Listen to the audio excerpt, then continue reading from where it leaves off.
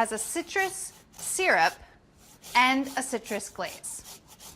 So, triple citrus greatness.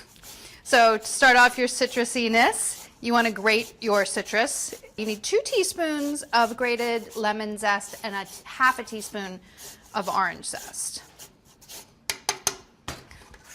Make sure that your citrus is well scrubbed, and if you can find and or afford organic, please get organic when you're using the zest, because you're eating the outside and that's the part that gets sprayed if it's not organic.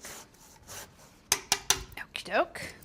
Now you're going to get the segments out, so you want to supreme your citrus. So start that by cutting off the ends of your citrus. You can do it with all of it. We're putting all of these segments in, or 3/4 of a cup.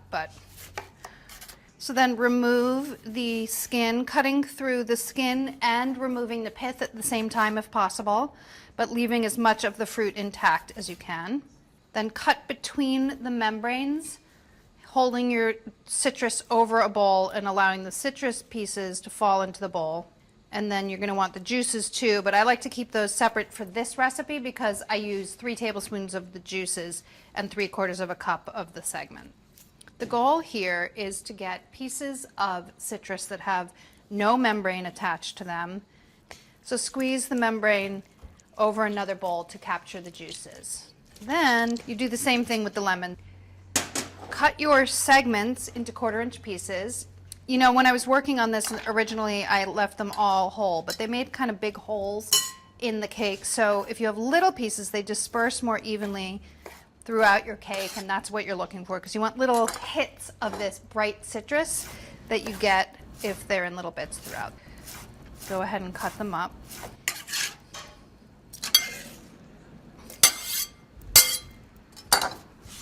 Now, let's move on. Into your mixer bowl, you're going to sift your ingredients. So you need 2 3/4 cups of all-purpose flour.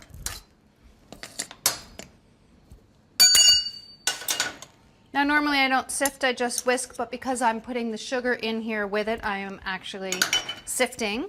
And then to that add 1 3/4 cups of super fine sugar. You're going to add the wet ingredients to the dry ingredients, and if you use a superfine sugar, it'll dissolve more quickly. 2 teaspoons of baking powder and 1 1/4 teaspoons of coarse salt. If you're using fine salt, use about a heaping half teaspoon. Then add 3/4 of a cup of creme fraiche to the mixer bowl. Then you add 6 eggs,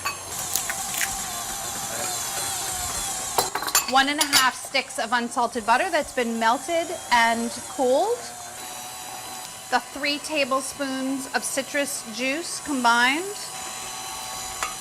the citrus zest, so 2 teaspoons of lemon and a half a teaspoon of orange.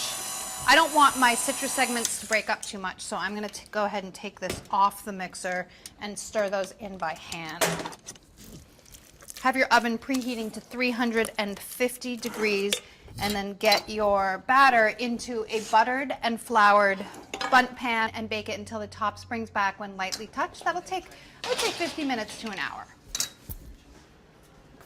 Okay, when the cake is done, let it cool in the pan for about 15 minutes and then turn it out onto a rack and then let it cool for about 10 minutes, and then you're going to want to glaze it. And how I like to do that is in a pie plate, something that can sort of cuddle the cake, because you're going to brush it with a syrup, and here's the syrup ingredients. So in here I have 1/3 of a cup of lemon juice, 3 tablespoons of orange juice, and to that I'm adding a half a cup of sugar. This is a syrup that is going to soak into the cake. When I took the cake out of the oven, I didn't turn the oven off, because this is actually going to go back into the oven just for a few minutes for the syrup to set on the cake before it gets its final touch, which is a glaze. I know, crazy, right? Trust me, it's worth it.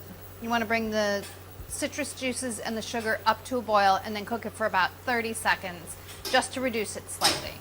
And then just start brushing it over the cake. This takes just a few minutes, but you really want to just go in there and make sure every single piece of the cake gets some of this syrup, because it's super tangy and amazing. I love this part. It's so good. Then sometimes I get really impatient and I just pour it over the top. And then brush, dip and brush, pour, dip, brush, pour. You want to make sure that most of the syrup does end up on the cake and is not sitting in the bottom of the plate. Put the cake back on your wire rack and get it into the oven for about 5 minutes. I'm just going to go ahead and make my glaze. This is a cup of confectioner's sugar, and to that I am going to add 2 or 3 tablespoons of lemon juice. I'm going to start with 2. You can always add more, but you can't take it back. You want a glaze that is thick enough to pour, but not like a white. I don't want it to end up being super white on the cake. I'm not looking for that. I'm looking for like a sort of shiny, translucent-y glaze. And then I'm going to brush this over the cake.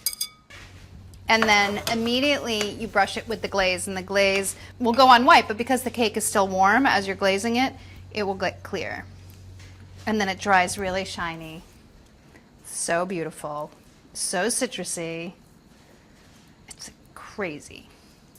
If you want that white glaze look, like the drippy white glaze look, let your cake cool and then glaze it with the same exact glaze. And that'll be all like thick and white. So make it.